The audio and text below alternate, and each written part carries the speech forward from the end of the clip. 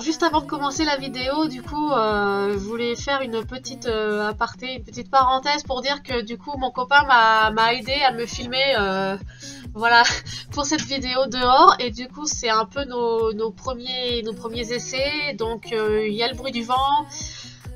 Et puis, sur le premier plan, je suis un peu à contre-jour. Après, on a corrigé ça. Donc, voilà, soyez compréhensifs. Merci. Et puis, je vous laisse sur la vidéo.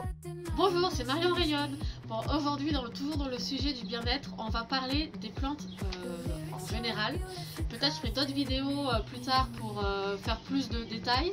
Mais tout de suite, les plantes, en quoi ça aide au bien-être? C'est pas compliqué, avoir des plantes chez soi, c'est aussi s'occuper de quelque chose qui dépend de nous.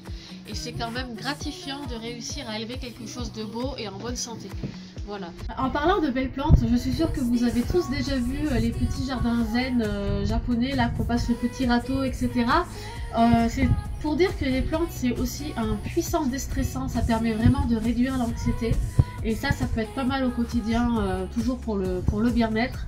Et c'est aussi gratifiant si jamais vous voulez planter des aromates ou carrément faire un petit jardin, c'est toujours super sympa. C'est toujours une réussite de récolter ce qu'on a semé, quoi. Pas de mauvais jeu de mots. Une petite astuce de jardinage si vous jardinez en extérieur.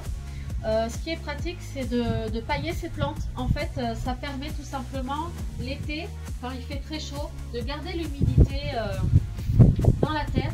Et l'hiver, ça protège aussi du gel et du froid. Voilà, donc ça aide toujours vos plantes à passer l'année confortablement. Et en plus de ça, ça finit par créer un petit engrais toujours agréable pour nourrir la terre et les plantes. Le rosier de ma voisine, j'ai carrément laissé le sac plastique parce qu'il est très fragile au froid. J'habite en altitude et ça peut être aussi une astuce pour le protéger du gel l'hiver. Voilà, si vous le laissez dehors. Et sinon, je voulais aussi vous parler, si vous avez des plantes d'intérieur ou si vous en voulez, les plantes, ça aide aussi à dépolluer l'atmosphère. Et il y en a certaines qui sont très fortes pour ça. Je vais vous montrer des photos comme par exemple la misère, le spathiphyllum et le chlorophyllum. Ça, ce sont vraiment les meilleurs pour dépolluer l'air ambiant. Voilà, si vous ne connaissez pas les plantes et que vous voulez vous en procurer des nouvelles, surtout n'hésitez pas à vous renseigner en fait sur la toxicité des plantes pour les animaux. Voilà, certaines peuvent être toxiques pour les animaux s'ils les ingèrent par mégarde, etc. Donc renseignez-vous bien. Et puis voilà, je crois que j'ai à peu près tout dit pour aujourd'hui. N'hésitez pas à donner vos réactions en commentaire, à poser vos questions. Alors je ne suis pas une experte des plantes, mais voici les quelques conseils généraux pour le bien-être de vous, de vos plantes, de votre intérieur. Tout ça pour un meilleur moral tous les jours. Salut!